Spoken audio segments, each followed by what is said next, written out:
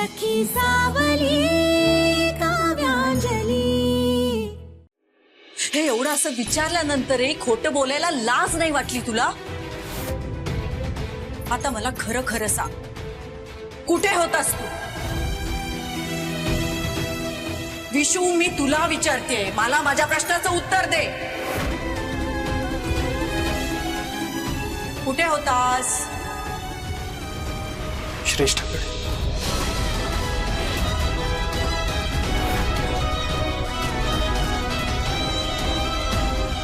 श्रेष्ठाकडे? तुझे वडील इथे मरणाच्या दारात उभे होते आणि तू श्रेष्ठाकडे काय करत होतास? आई आई मी तुला सांगतो, मी सगळं सांगतो।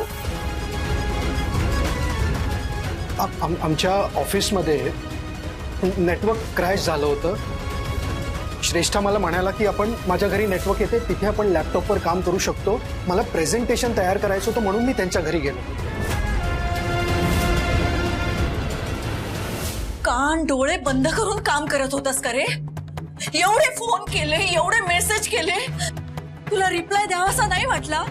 आमचा फोन सायलेंटवर होता। दोघांचे?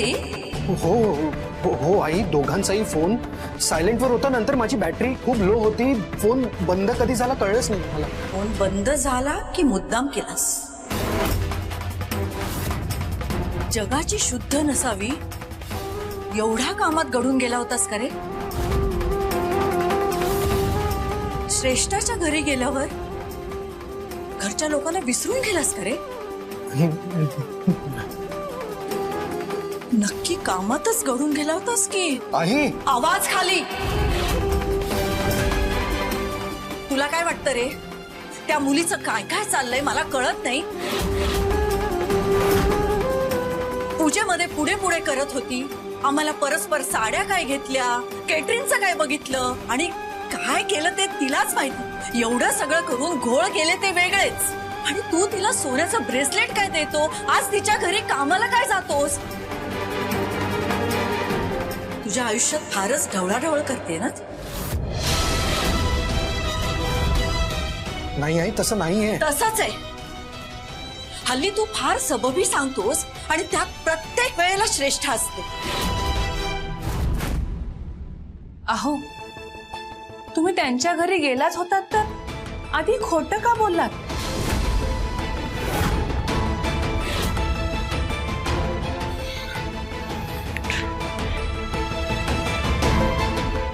श्रेष्ठाने तसं सांगायला सांगितलं होतं मला। तुम्ही वेगळा विचार करू नये म्हणून असं सांगायला सांगितलं। तिने सांगायला सांगितलं आणि तू का ऐकलंस? तुला काय बुद्धिविद्या आहे की नाही? आज आम्ही काय परिस्थितीत होतो याची कल्पना आहे का तुला? फोन उचलला नाहीस, गरज होती तेव्हा मदतीला आला नाहीस, आज तुझ्या बाबांना काय झालं असतं? प्लीज असं नको बोलू। हे बोलायची वेळ तू आणलीस विश्वजित। केवळ देवाची कृपा आणि आयत्या वेळेची काव्याची धावपळ याच्यामुळेच वाचलेत ते।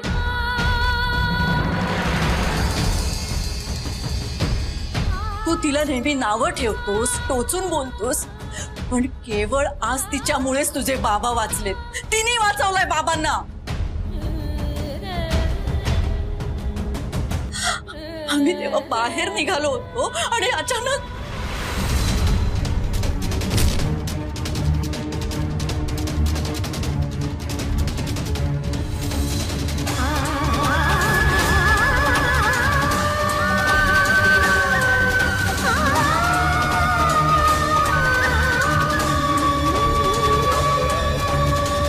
आज काव्याने तुझी सगळी कर्तव्य पार पाडली आणि तू ऑफिस मध्ये काम करत होतास म्हणे। मी तुला कधीच माफ करणार नाही विशू, कधीच नाही। आई प्लीज असं बोलू नकोस।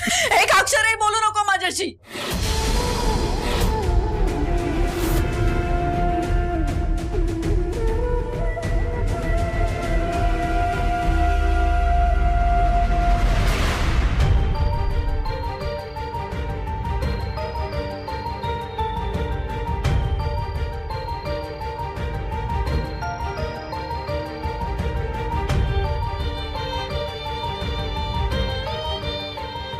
आलात तुम्ही? हॉस्पिटलला येताना जाऊनच आलात का? नाही ग मी काव्याला फोन केला होता. त्याला म्हटलं मी येऊ का, तर ती म्हणाले पेशंटला भेटायची वेळ आता संपून गेली, तर त्यामुळे तुम्ही आज येऊ नका, तुम्ही उद्या या. म्हणून मी नाही गेलो. ठीक आहे. आणि मीनाक्षी ताईंशी पण फोनवर बोलणं झालं. आता त्या बऱ्यापैकी सावरल्या. हो, मी पण हॉस्पिटलला जायलाच निघाले. मीनाक्षी काकूंसाठी आणि अक्काईसाठी डबा घेऊन जाते. ठीक आहे, जा तू. आणि काव्याला सांग की तिकडे सगळ्यांची काळजी घे, आणि मुख्य म्हणजे तिला सांग की स्वतःची काळजी घे. मोठी धीराची आहे माझी मुलगी. हो, माझी अक्काई आहेच खूप धीराची. तिनं तुम्हाला सांगितलं नसेल तर सांगते, आज तिच्यामुळेच काकांचा जीव वाचला. म्हणजे काकांना जेव्हा अटॅक आला तेव्हा डॉक्टरही तिथे येऊ शकत नव्हते, आणि मग अक्काईने ते CPR असं काहीतरी केलं त्यांच्यासाठी, आणि त्यामुळे काकांचा जीव वाचला. बघ, एक माझी काव्य आहे जी लोकांचा जीव वाचवते, नाहीतर तू जीवावर उठलीस आमच्या. बास सुनंदा. अंजली, तुला डबा घेऊन जायचा ना, तू लवकर जा, तुला उशीर होईल.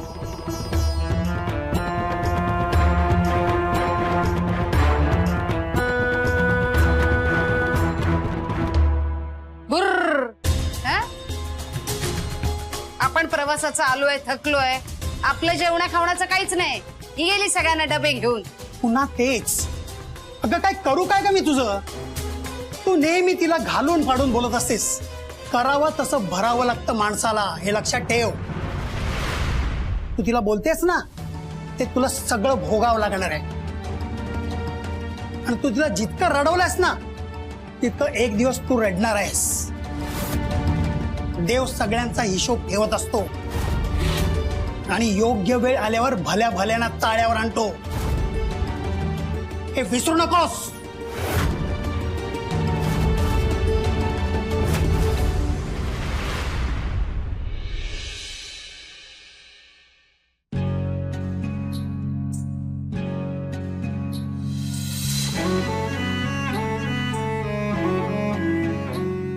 अरे विशू, हा बाबा. झोपला नाहीस अजून? किती वेळ काम करतोय? हो बाबा, बस होत आलं. अरे तब्येतीची काळजी घे जरा. किती वाजलेत बघ. झोप आता. दिवसभर ऑफिस मध्ये काम, आत्ताही जागरण. हा बेटा, तुला त्रास होईल. हं?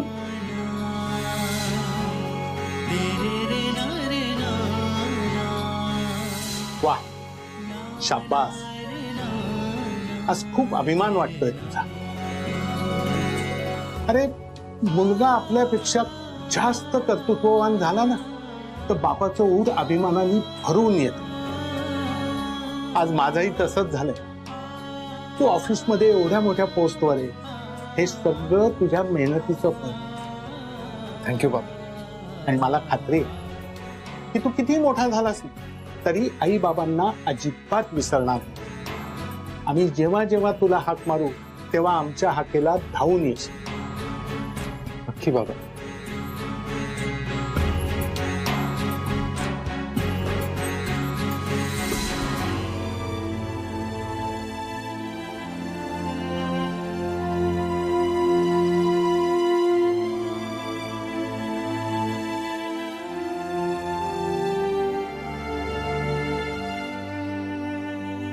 अहो,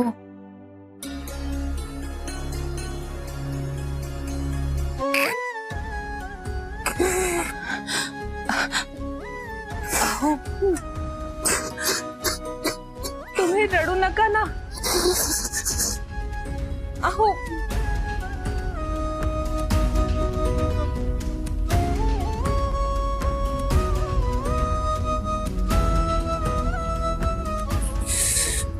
चुकलो.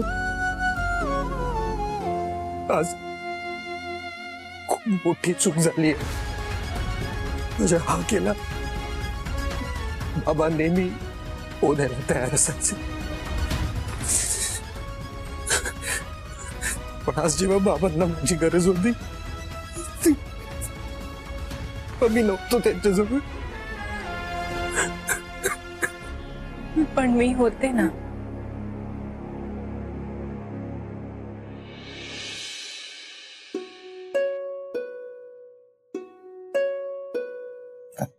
काव्या, बाबा बरे होतील ना? मला ना खूप काळजी वाटते तर त्यांची. अहो असं का बोलताय तुम्ही? होतील ना बाबा बरे. तुम्ही शांत हो ना, रडू नका, सावरा स्वतःला. हे बघा,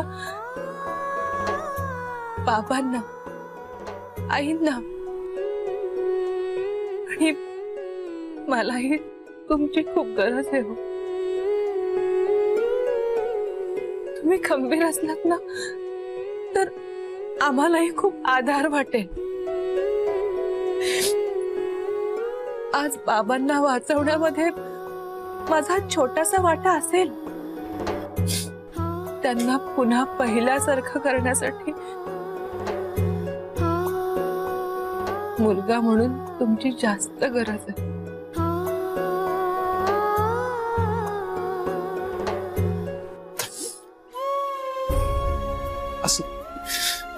आज तू जे काही केलंयस ना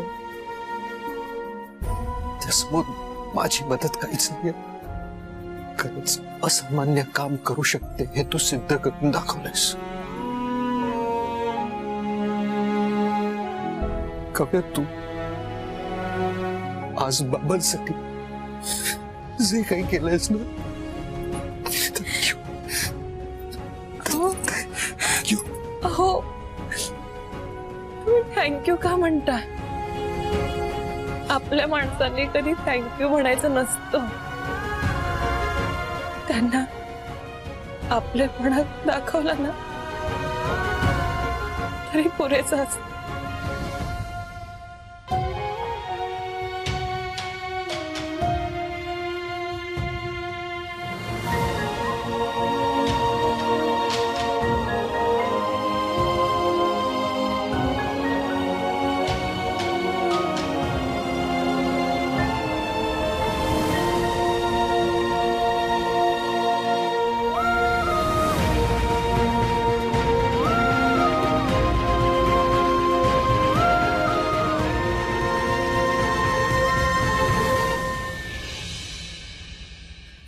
अक्काई, काका शुद्धीवर आले का? डॉक्टर काय म्हणाले? सगळं ठीक आहे ना आता? हो लाडू, सगळं ठीक आहे. डॉक्टर म्हणाले आपण उद्या बाबांना घरी घेऊन जाऊ शकतो. खूप छान बातमी दिलीस तू. खरंच देवाच्या कृपेने आपण खूप मोठ्या संकटातून वाचलो.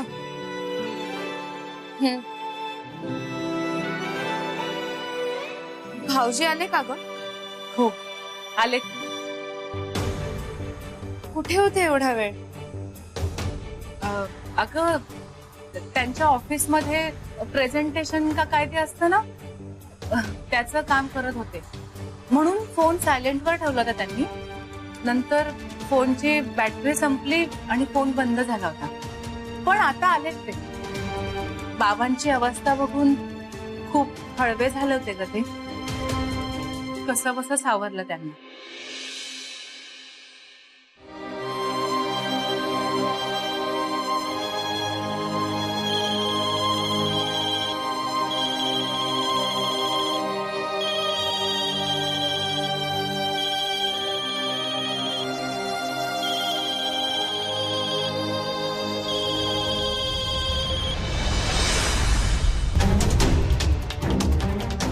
कॉल का कट केलाय? माझा कॉल कट केला? आजपर्यंत त्याने असं कधीच केलं नाहीये. मग आजच का? पण तू काकांसाठी काय काय केलंयस हे कळलं का त्यांना? हो, म्हणजे आईंनी सांगितलं त्यांना सगळं.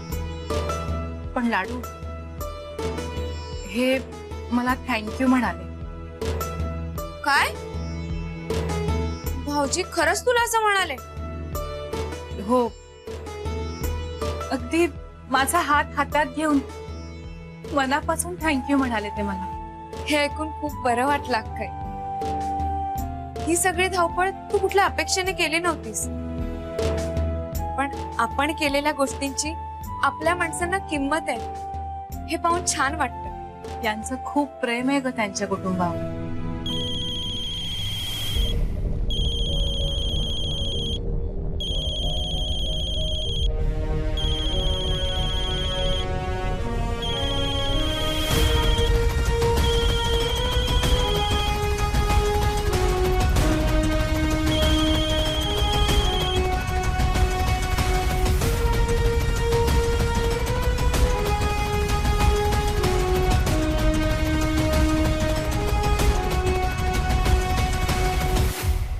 काय चाललंय काय ह्याचं? याला एवढ्या वेळा कॉल करते तर कट का करतोय सारखा सारखा? दिस इज नॉट फेअर विश्व. आज आपण एवढा छान टाइम स्पेंड केला आणि तू घरी गेल्यावर लगेच विसरून गेलास मला. असा कॉलही घ्यावासा वाटत नाहीये मला ना. ह्याच गोष्टीचा राग आहे.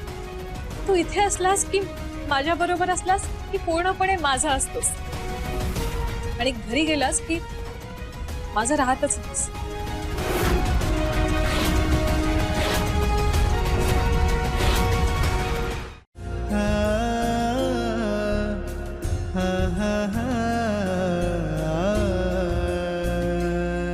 बाबा पूर्ण बरे होईपर्यंत मी घरीच थांबेन असंही म्हणाले. बाबांना ठणठणीत बरं झालेलं बघायचंय मला लाडू.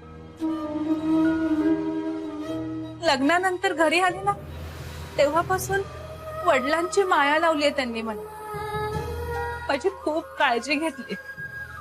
खरंय ग अक्काई, पण तुझ्या घराला आणि तुझ्या माणसांना कुणाची तरी दृष्ट लागलीये. तूच बघ ना, एकामागून एक संकट कोसळत आहेत त्यांच्यावर. एकीकडे काका आणि दुसरीकडे प्रीतम. समोरच्याला समजावून सांगतोस ना तेव्हा असं वाटतं की प्रेम या विषयावर तू तर PhDच केली आहेस. खरंच? हो, आणि तू आता माझा लाईफ पार्टनर होणार आहे. Vicky is the right person आणि तोच माझा परफेक्ट लाईफ पार्टनर होऊ शकतो. माझा तुझ्यावर, तुझ्या प्रेमावर खूप जास्त विश्वास आहे. आज पहिल्यांदा मी इतकं खरं आणि इतकं स्पष्ट बोलतेय.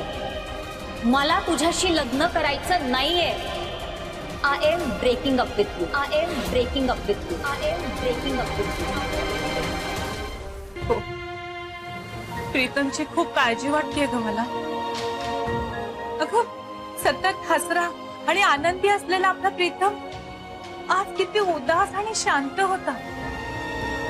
दुपारी आला तेव्हा माझ्याशी काही बोललाच नाही.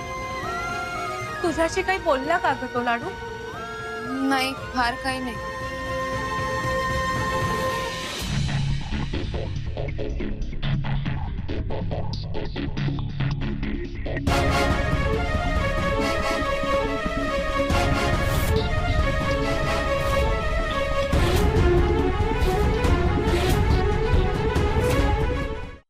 प्रीतम, प्रीतम, काय करतोस? लक्ष कुठे तुझं? बघ बघ किती रक्त आलं रे. का असं करतोस? अरे प्रीतम, काय झालं तुला? अरे कुठे हरवलंयस तू? प्रीतम बघ रे, बघ तुझी अवस्था काय झाली. काय काय का असं गप्प गप्प राहतोस रे? एकटा एकटा असं नको राहूस. माझ्याशी बोल ना रे प्रीतम. रे बघ तुझी अवस्था बघ. प्रीतम, प्रीतम, प्रीतम, हे बघ प्रीतम, तुला तुला जे काही बोलायचं ना ते तू मला बोल. तुला ओरडायचं असेल ना ओरड माझ्यावर. तुला जो राग काढायचा असेल ना तो काढ माझ्यावर. तुला जे बोलायचं असेल ते बोल. जितकं बोलायचं असेल ते बोल रे. मी काही बोलणार नाही. पण राजा आपलं मन मोकळं कर आणि परत माझ्याकडे ये रे राजा. नकोच एकटा राहूस रे. ती मुलगी गेली ना तरी दुसरी मुलगी येईल रे तुझ्या आयुष्यात. बाळा, तू जर माझ्या आयुष्यातून गेलास तर माझ्या जगण्याला काही अर्थच उरणार नाही रे. ये परत माझ्याकडे. प्रीतम, प्रीतम ऐक ना रे बाळा, नको ना असं वागून. Pritam.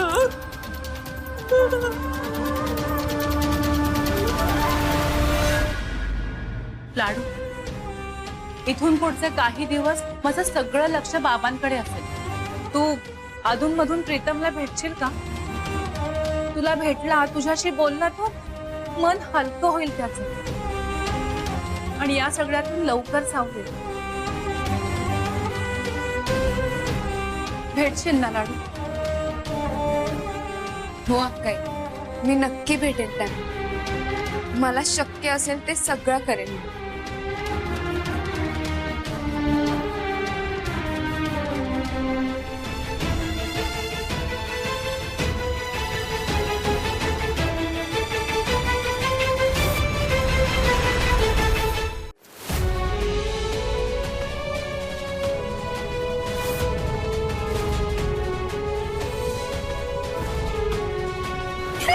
I love you Pritam. तुझ्या प्रेमावर खूप जास्त विश्वास, आणि तू आता माझा लाईफ पार्टनर होणार आहे.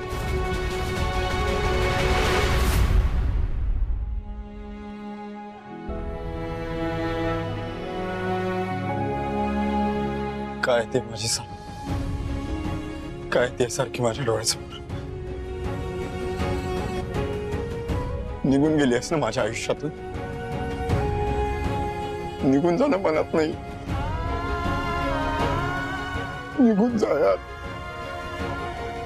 जाओ जाओ जाओ.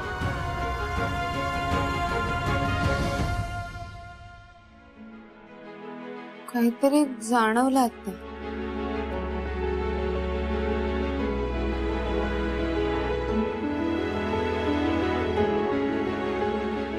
कोणीतरी मदतीसाठी हाक मारल्यासारखं. कोणाला तरी माझी गरज आहे. कोण असेल?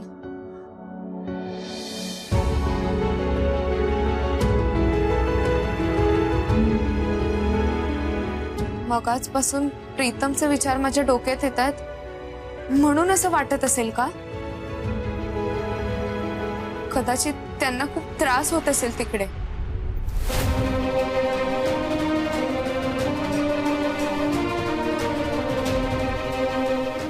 प्रीतम, मला तुमची खूप काळजी वाटते हो. तुम्हाला खूप मोठा धक्का बसलाय. तुमच्या मनाची परिस्थिती काय आहे ना, ह्या विचारानेच जीव खलबलतो. I am breaking up with you.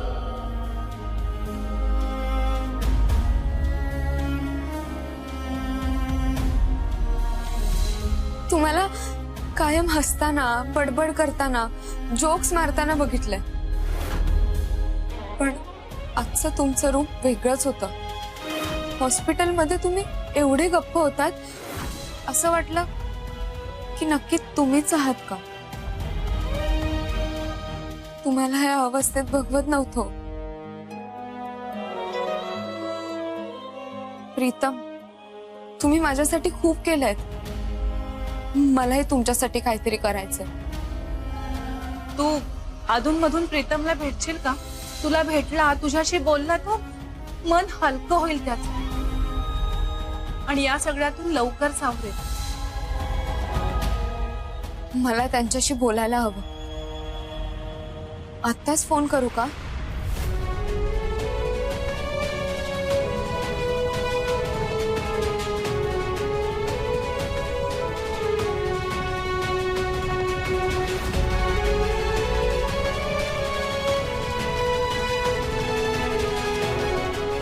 फोनवर नीट बोलणं होणार नाही. ते कुठे आहेत, कुठल्या मूड मध्ये आहेत ते सांगता येत नाही. कदाचित फोन केल्यावर बोलणारही नाही. उद्या भेटूनच बोलायला हवं.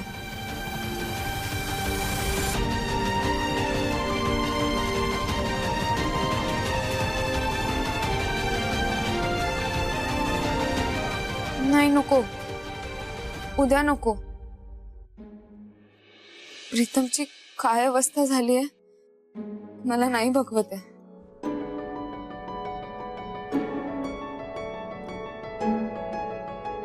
आत्ताच बोलल्यावर त्यांना बरं वाटणार असेल तर उशीर कशाला. आत्ताच बोलते.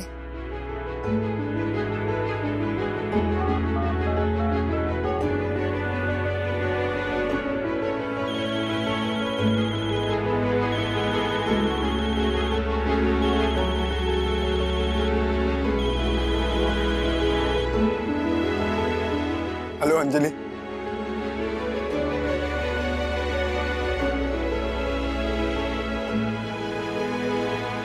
प्रीतम तुम्ही.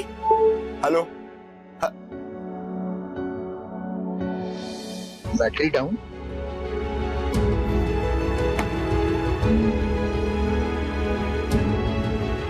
कट झाला फोन. पुन्हा करते. Subscriber is currently switched off. Please try after some time.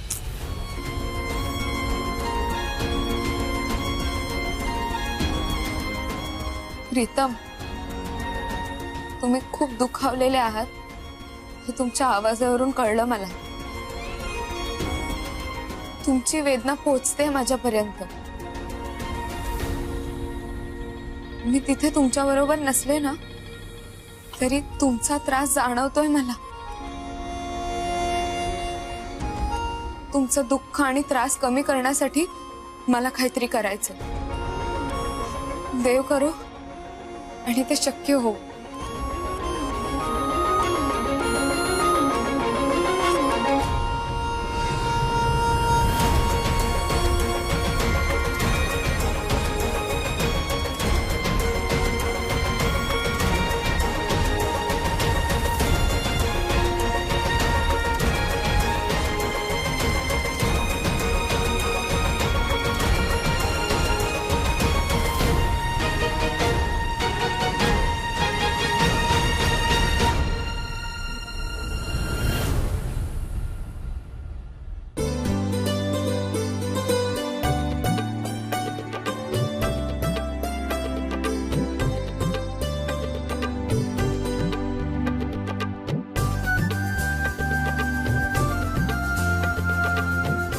या बाबा चला.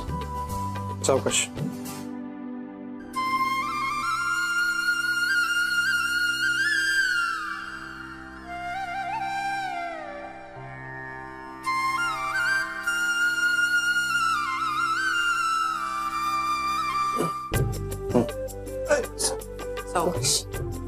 बाबा हे घ्या पाणी. हॉस्पिटलमधून लवकर घरी आलात बरं वाटलं. हो ना, पण आता तब्येतीची काळजी घ्या.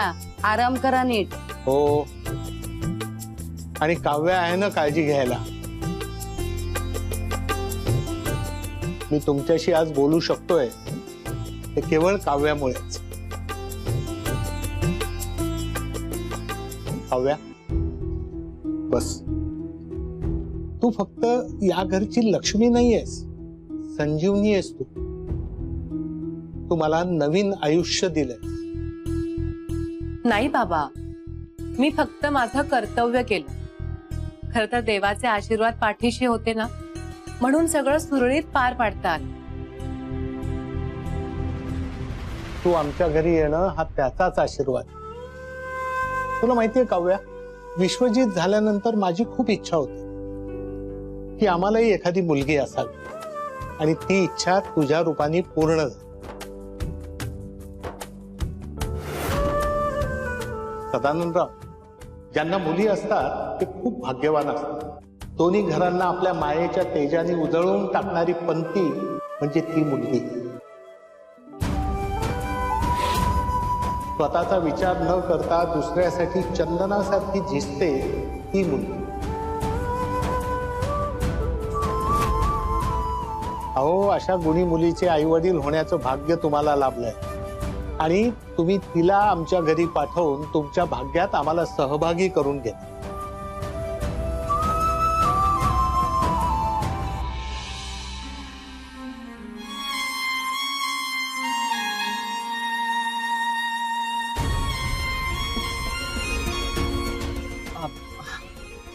प्रीतम, अरे ताईचा फोन होता.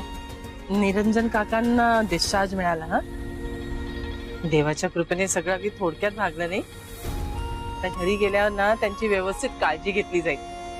आपणही जायचं त्यांना भेटायला. काय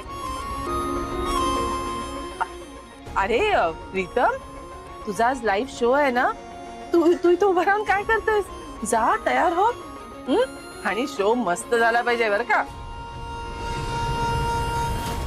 अरे मी भाऊला पण सांगितलंय तुझा फेवरेट शर्ट प्रेस करून ठेवायचा. तो शर्ट तू घाल म्हणजे शो कसा अजून छान होईल. आणि तुझे फेवरेट ग्रिल सँडविच आणि हॉट चॉकलेट खाली तयार आहे. चल चल लवकर चल चल. अरे तुला आणखीन काय खावंसं वाटत असेल तर सांग, मी सांगते ना बनवायला.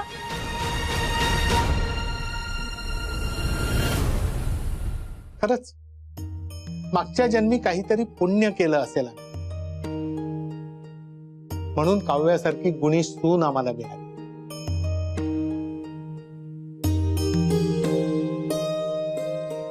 काय विशू, बरोबर आहे ना? आज लेकीबद्दल इतकं कौतुक ऐकायला मिळतंय.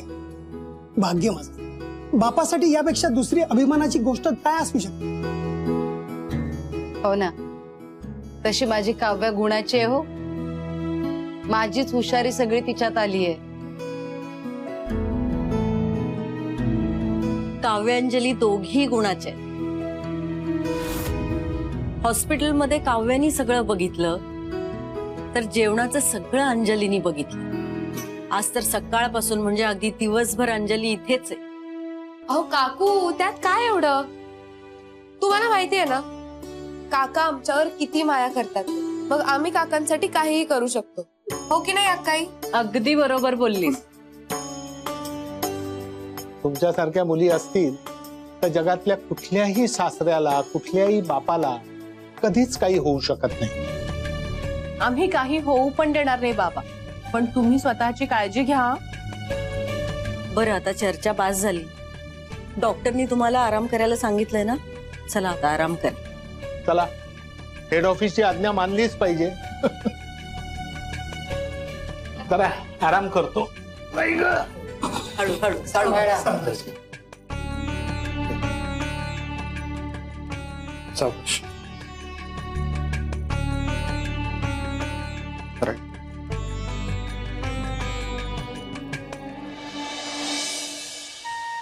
प्रीतम बाळा, काय चाललंय तुझं? आणखीन किती दिवस स्वतःला त्रास करून घेणार आहेस? तुझी खरंच खूप काळजी वाटते रे बाळा. मी तुला समजावते तर तू. आई प्लीज मला समजू नकोस. मला कुठेच जायचं, माझी कसलीच इच्छा नाही. माझं डोकं दुखतं. अरे डोकं दुखतं तर चल ना, मी चेकून देते बाळा. आई नको मी टेन्शन घेऊस. मला एकटं राहू दे प्लीज. तुझा लाईव्ह शो. आई कसला लाईव्ह शो? माझं काही लाईफच राहिलं.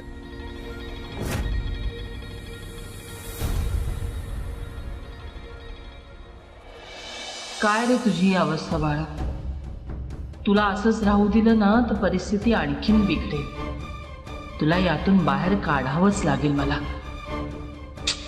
पण काय करू रे मी तुझ्यासाठी?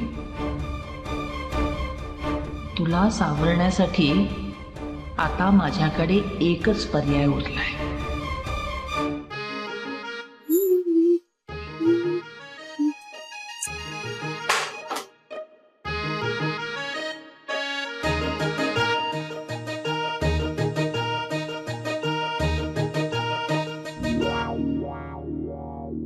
गे चेहऱ्यावर काय थापलंयस?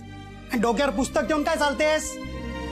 डोक्यावर ठेवून डोक्यामध्ये शिरत नसतं, त्याच्याकरता वाचावं लागतं पुस्तक बाळा. काय हो बाबा, मी कॅटवॉकची प्रॅक्टिस करते. अगं काय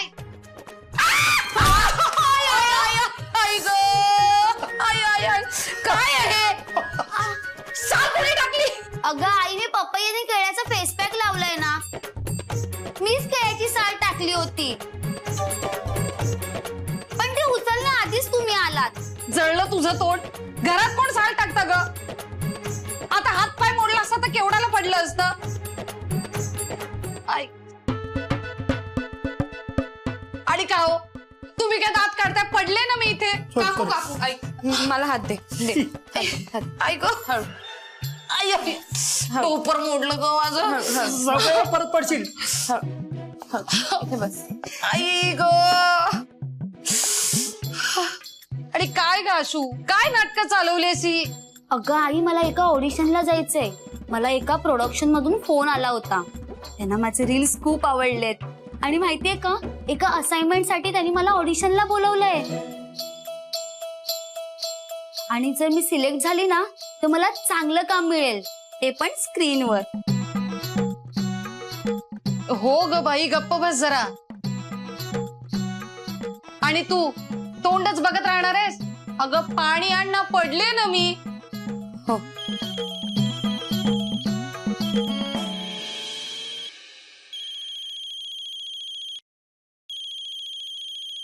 मधुरा मावशींचा फोन.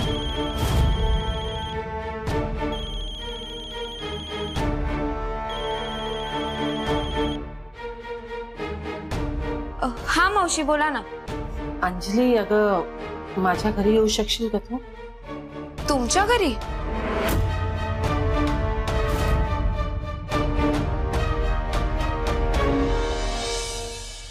अगं ऐकलंस ना तू?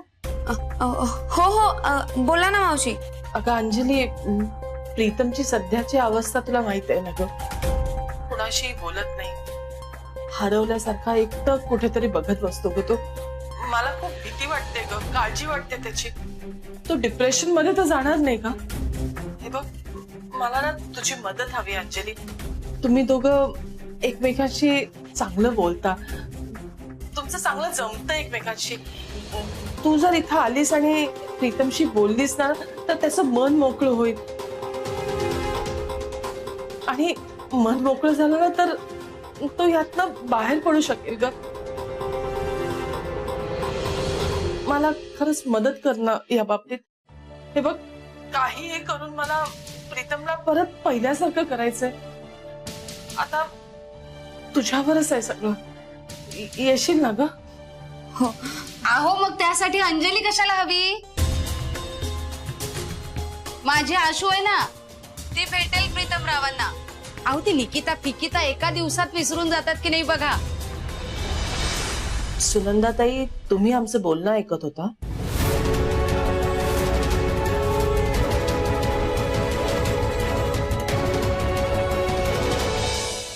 नाही अहो म्हणजे सहजच आलो कानावर. अच्छा, सहज कानावर आलं का? नाही ठीक आहे, तुमच्या कानावर सहज हे बोलणं आलं असेल तर आता मी काय सांगते ना ते पण ऐका. तुमच्या अश्विनीला माझ्या प्रीतमला या अवस्थेतून काढणं झेपणार नाही.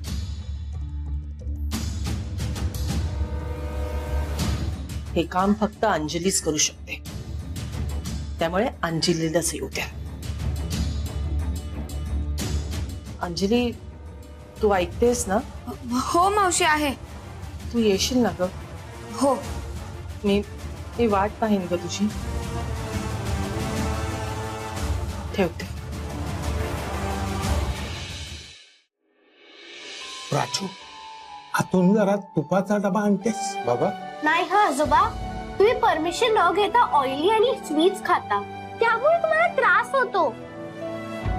हो की नाही निमिष? Yes correct. अगं तसं नाही, चालेल. No means no. डॅडू, तुम्ही ना आजोबांना. काय ग, काय चाललंय? काय हवं यांना? तूप हवं असेल ना? अगं नाही ग, ही पेज जरा फारच बेचव आहे. अहो, कारण सवय नाहीये त्याची तुम्हाला. पण आता सवय करून घ्यावी लागेल. आधीच जर खाण्यापिण्यावर कंट्रोल केलं असतं, तुमची पथ्य पाळली असती, तर ही वेळ आली नसती. मला तुमचं हेच आवडत नाही बघा. आई, अहो नका ना ओरडू बाबांना. बाबा काळजी घेतील स्वतःची. काय बाबा, प्रॉमिस करताय ना तुम्ही? बघा. घे तू त्यांची बाजू. नाही आई, बाबा खरंच ऐकणार आहेत आपलं. आणि बाबा, तुम्हाला काही खावंसं वाटलं ना तर डॉक्टरांशी बोलून तुमच्या पथ्य पाण्यानुसार मी तुम्हाला घरीच बनवून देत जाईल ना. चालेल? आता कसं बोलली हे चालेल.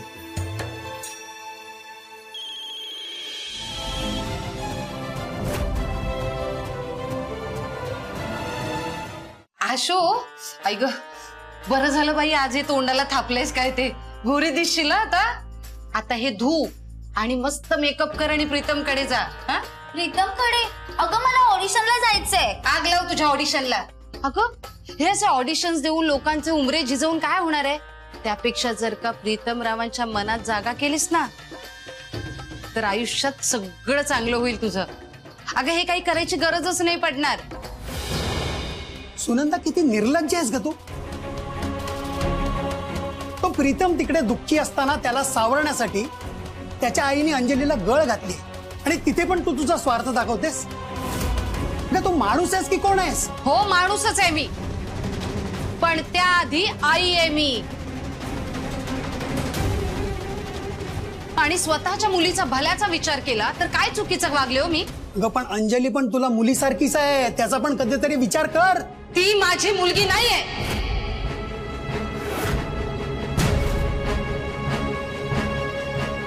आणि कधीच होऊ शकणार नाही.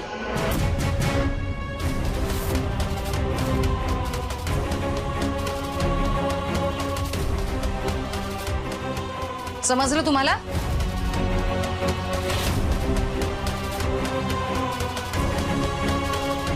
आणि तू काय ग थोबाड बघत उभी आहेस? काम धंदे कर, काहीतरी दुकानात जा. आणि आशो तू प्रीतम कडे तूच जायचं, समजलं? नाही काकू, प्रीतम कडे मीच जाणार.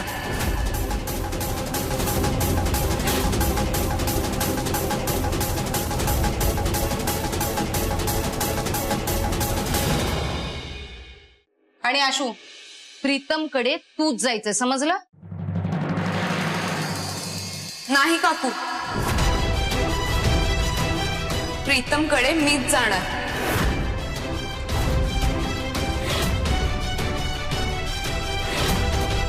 काय?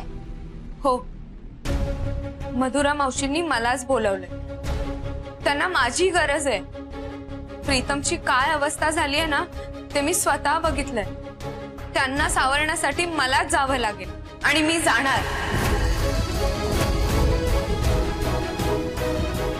काका मी येते. हो जा. बघितलं ही कार्टी कशी आगाऊपणे बोलून गेली. ही अशी उन्हाळक्या करत इकडे तिकडे फिरते. मग दुकानात कोण जाईल, काम धंदा कोण करेल? मग खाणार काय आपण, दगड धोंडे? अगं तूच तिला दुकानात जायला बंदी केली तीस ना. तेव्हा आपण काय खात होतो? तेव्हा पण दुकान चालू होतं ना. तसंच आता पण दुकान चालू राहील. आणि हे बघ, तू तिला अडवायचा बिलकुल प्रयत्न करू नकोस. आणि मग मी काव्याला फोन करून सांगेन. मग बघ ती तुझं काय करते. हे बघ आई, मी तुला शेवटचं सांगते. पुन्हा जर तू लाडूशी असं वागशील ना तर मी तुझ्याशी बोलणं बंद करेन.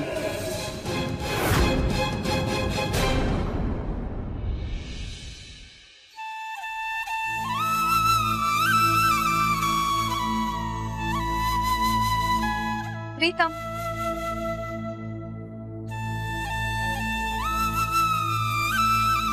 तुम्हाला माहितीये टेन्शन घेतल्यावर ना चेहऱ्यावर सुरकुत्या येतात. खरंच. मग तरुण मुलंही म्हातारे दिसायला लागतात. तुम्ही पण दिसाला. तुमचे केस कसे दिसतील सांगू? असे.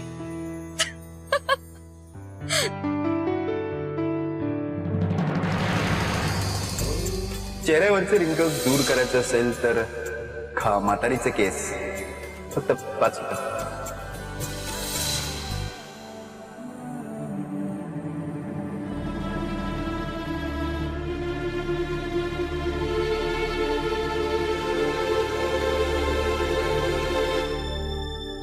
तुम्हाला माहितीये का, आमच्या दुकानात ना एक मावशी येतात, त्या अगदी तुमच्यासारख्या आहेत. अशाच बडबड्या, अशाच बोलक्या. त्या एकदा बोलायला लागल्या ना की त्यांची गाडी सुसाट सुटते.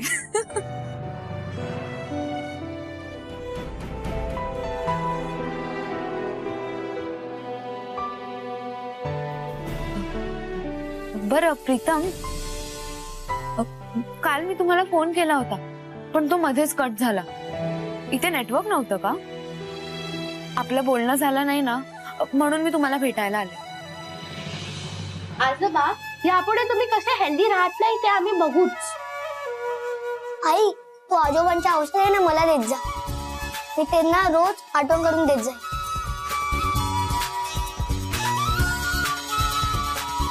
आणि आजोबा, मी तुमच्या वॉक आणि एक्सरसाइजचं लक्ष ठेवी. आणि आई आणि आजी तुमच्या डाएट वर लक्ष देईल. आणि डाडू, तू डॉक्टर अपॉइंटमेंट सर्टिफिकेट वगैरे वर लक्ष दे. Okay ma'am. क्या बात है प्राची, एकदम फुल प्रूफ प्लॅनिंग केलंय दोघांनी मिळून. आणि प्राची, यापुढे आजोबांनी ऐकलं नाही तर सरळ आजीकडे कंप्लेंट करायची.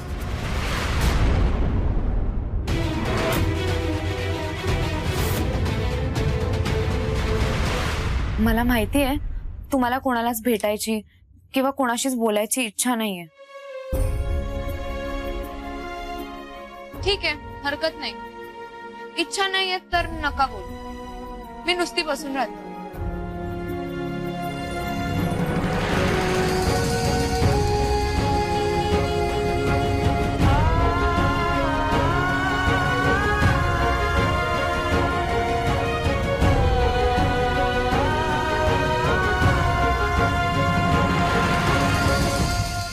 मला एक गोष्ट ऑनेस्टली सांग,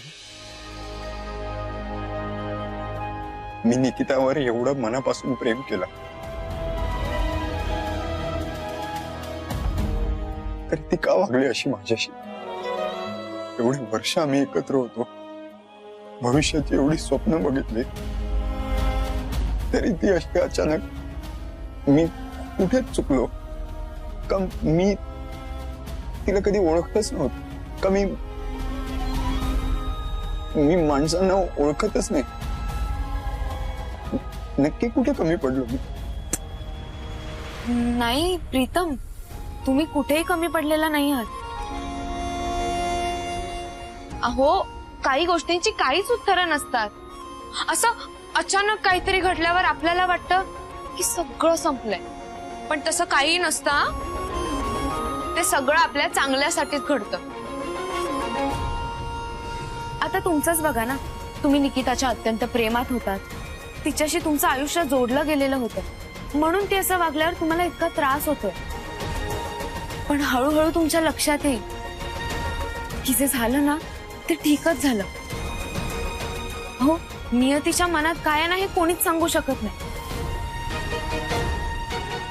आता माझंच बघा ना, माझे आई वडील लहानपणीच गेले. मला ते आठवतही नाहीये. काकू माझा राग करते, मला वाईट वाटतं. पण देवानं मला अक्काईसारखी प्रेमळ बहीण दिली. ती ना माझी दुसरी आईच आहे. पण बाबा, खरंच ऑन अ सिरियस नोट, आता तब्येतीची काळजी घ्यायची आहे. कुठलाही हलगर्जीपणा चालणार नाही. तब्येत उत्तम ठेवायची, हेल्दी राहायचं. हो, आजपर्यंत तुम्ही आमच्यासाठी इतकं केलं, आता आम्हाला तुमच्यासाठी करायचंय. तुम्हाला अख्खं जग फिरवायचंय आणि त्यासाठी हेल्थ चांगली राहणं मस्ट आहे. हो, आता मी पूर्ण तब्येतीकडे लक्ष देईन. तुम्ही पूर्ण बरे होईपर्यंत मी ऑफिस मधून रजा घेतली. आई, बाबांच्या काव्या, चल आपण यांच्या पथ्य पाण्याचं बघू काय करायचं. होय.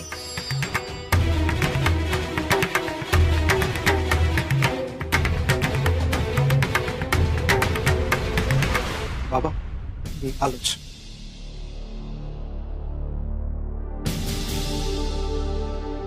देव एका हाताने काहीतरी काढून घेतो ना, तेव्हा दुसऱ्या हाताने तो काहीतरी देत असतो आपल्याला. तसंच जेव्हा आपल्याला वाटतं ना की सगळे दरवाजे बंद झाले, तेव्हा देवानं आपल्यासाठी एक खिडकी उघडी ठेवलेली असते. तिथून एका नव्या जगाची वाट आपल्यासाठी खुली होणारी असते.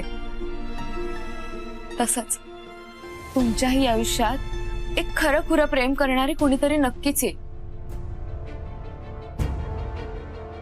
इतक्या हळूवारपणे येईल ना की तुम्ही तुमचे सगळे दुःख विसरून जाल, एका नव्या आयुष्याची सुरुवात कराल.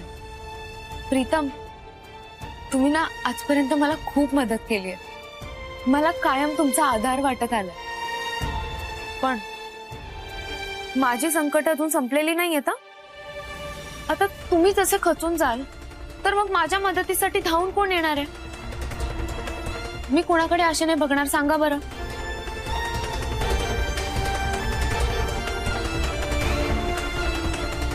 प्रीतम, अहो तुम्ही कितीतरी निराश झालेल्या लोकांना चांगले सल्ले देता. तुम्ही त्यांना जगायला शिकवता. किती वेळा तुम्ही मलाही समजवलंय की पुष्पांजली असं करा, पुष्पांजली तसं करा, खचून जाऊ नका, असे खंबीरपणे उभे राहा. आणि आता तुम्हीच खचून जाताय. तुम्हाला सांगू, तुमच्यामुळे मी आणखी खमकी झाले. आता तुम्हाला मला एक प्रॉमिस द्यावं लागेल.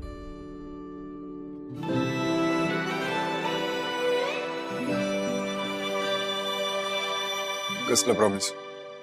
हेच की तुम्ही या उदास मूड मधून लगेच बाहेर याल. अजिबात खचून जाणार नाही आणि असे खंबीरपणे उभे राहाल. प्लीज प्रीतम, आता विचार करू नका. तुमच्या घरातल्यांसाठी, आपल्या माणसांसाठी, तुमच्या फॅन्सच्या प्रेमासाठी तुम्ही एवढं तर करूच शकता ना. प्रयत्न तर करा. कराल ना?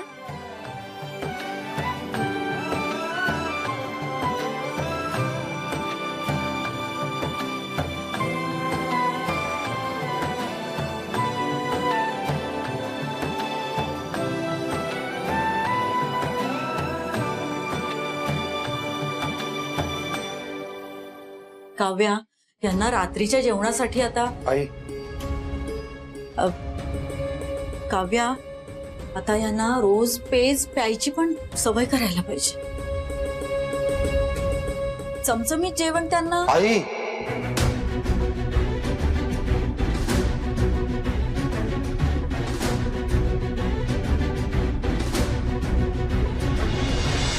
मला तुझ्याशी बोलायचं. हे बघ आई, तू अजूनही माझ्यावर रागवलेली आहेस, कळतंय ग मला. कालपासून तू माझ्याशी बोलत नाहीयेस. मी तुला खूप वेळा सॉरी बोललो, खूप वेळा माफी मागितली, पण आजही माफी मागायला तयार मी एक्स्ट्रीमली काव्या, काव्या, त्याला सांग हे उशिराचं शहाणपण आहे आणि त्याचा काहीही उपयोग होणार नाही. मी ह्याला माफ करणार नाही. आणि बाबांची काळजी तू करू नकोस म्हणा. त्याच्यासाठी इतर माणसं आहेत घरात. आणि ऑफिसमध्ये सुट्टी घ्यायची तर त्याहूनही गरज नाहीये. ऑफिसला जाऊ देत त्याला. बाहेरची कामं जास्त महत्वाची असतात घरातल्या माणसांपेक्षा.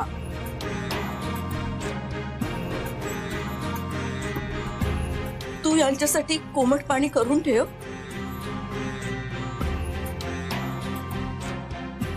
रात्रीच्या जेवणाचं बोलू आपण. हं? आई,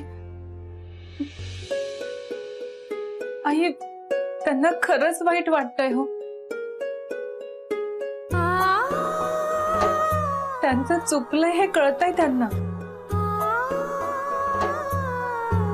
तुम्ही प्लीज त्यांना माफ करा ना. अहो, इथे जे काही घडलं त्याची कल्पना नव्हती त्यांना, म्हणून हे सगळं झालं ना. तुम्ही बोला ना त्यांच्याशी. तुम्ही आता जर त्यांना माफ केलं नाहीत ना तर खूप त्रास होईल हो त्यांना. अस्वस्थ होतील ते आणि उगीच घरातलं वातावरण खराब होईल. आपले बाबा बरे होऊन आलेत ना आता, मग घरातलं वातावरण छान हसत खेळत ठेवायला नको का? आपण ठेवूत ना. त्यासाठी दुसऱ्या कुणाच्या उपकाराची गरज नाहीये. आणि मनाविरुद्ध माफी मागण्याची त्याहूनही गरज नाहीये. चूक ती चूकच. ह्याच्याशी मी बोलणार नाहीये आणि नको तो हट्ट तू करू नकोस.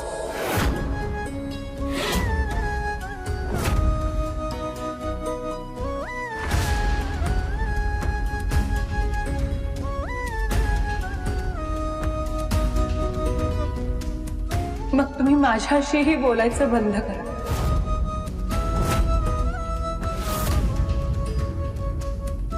काव्या. हो आई, तुम्हीच नेहमी म्हणता ना की नवरा बायको हे सुख दुःखाचे समान वाटेकरी असतात म्हणून. मग यांना जी शिक्षा मिळाली आहे ती मी पण भोगलीच पाहिजे. तुम्ही माझ्याशीही बोलणं सोडून द्या. अगं काय करू मी तुझं? काय करू तुझ्या चांगुलपणाचं? तुझ्या ह्या गोड स्वभावामुळे दगडाला पाझर पडशील. नाही आई, तुम्ही आधी म्हणा तुम्ही यांना माफ केलं. केलं मी त्याला माफ.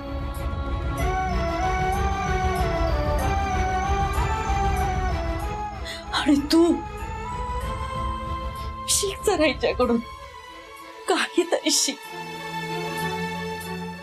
इथून पुढे एक चांगला मुलगा, एक चांगला नवरा म्हणून वाग. कोणाचा फोन आहे? ऑफिस मधून फोन होता. अगं सुट्टी घेतली आहे ना, सो कामासाठी ऑफिस वरून फोनवर फोन येत आहे.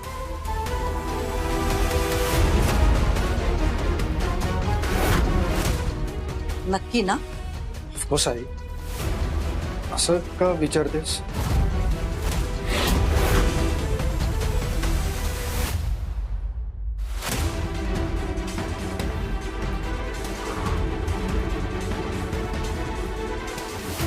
श्रेष्ठाचा मेसेज. मी तुझ्या घरी येते. अर्ध्या तास पूर्वी मेसेज केला. म्हणजे एव्हाने पोचत असेल म्हणून फोन केला होता हिने.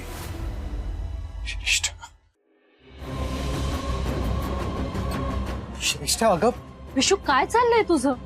हा, बाबांना अटॅक आला, ते ऍडमिट होते, त्यांना डिस्चार्ज मिळाला, हे सगळं मला ऑफिस मधनं कळतंय. तू मला स्वतःहून का नाही सांगितलंस? मी कालपासून तुला कंटिन्युअसली कॉल करते, एक कॉल बॅक नाही, मेसेजचा रिप्लाय नाही. काय चाललंय काय तुझं? कसला राग काढतोयस माझ्यावरती? तू काल मला बिझी ठेवलंस त्याचा.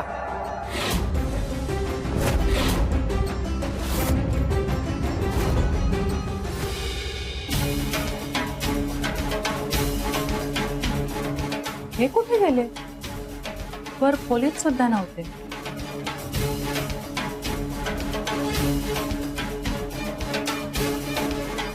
आत पण नाहीये. जेवायला बसायचं होतं. बाहेरच. श्रेष्ठा काल तुझ्यामुळे मी इतका वेळ अडकून पडलो.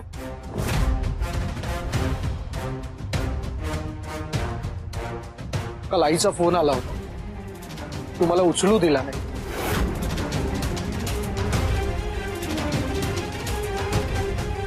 इथे बाबांना माझी गरज होती, मी पोचू शकलो नाही.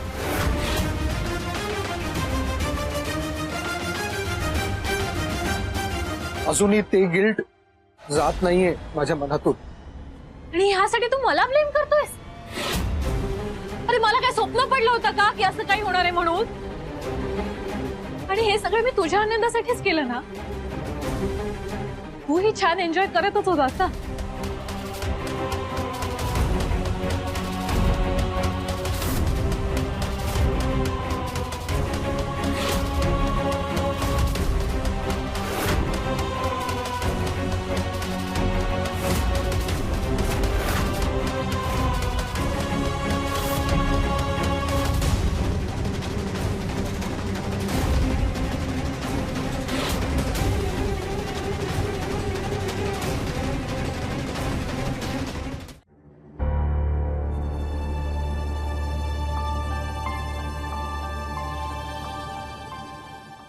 श्रेष्ठाताई, तुम्ही आत्ता इथे? हो, ते काकांना बरं नव्हतं ना, म्हणून बघायला आले होते. कालच तुम्ही थोडी काळजी घेतली असती तर बाबांच्या बाबतीत जे घडलं ते झालं नसतं. काल हे तुमच्याच घरी होते ना?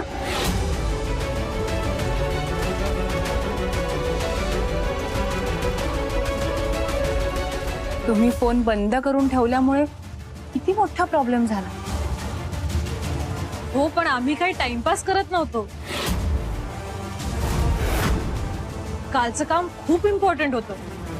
प्रेझेंटेशन सबमिट झालं नसतं तर आमचा जॉब धोक्यात आला असता. काम महत्वाचं नाहीये असं म्हणायचंच नाहीये मला, पण म्हणून फोन बंद करायची काय गरज होती?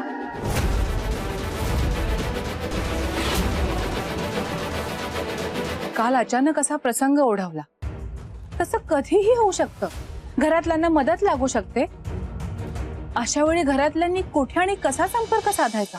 ओ कम ऑन, आमच्या हे लक्षातच आलं नाही. आम्ही प्रेझेंटेशनच्या कामात एवढे बिझी होतो की दुसरा कुठला विचारच आला नाही डोक्यात. तर ऑफकोर्स तुमच्यासारख्या घरी राहणाऱ्या सिंपल हाऊसवाईफना या गोष्टी कशा कळणार ना.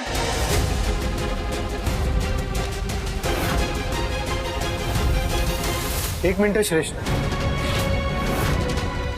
याच सिंपल हाऊसवाईफने काल आयत्या वेळी धावपळ केली म्हणून माझे बाबा आज जिवंत आहेत. काल हिने हुशारी दाखवली नसती तर आज माहित नाही काय झालं असतं.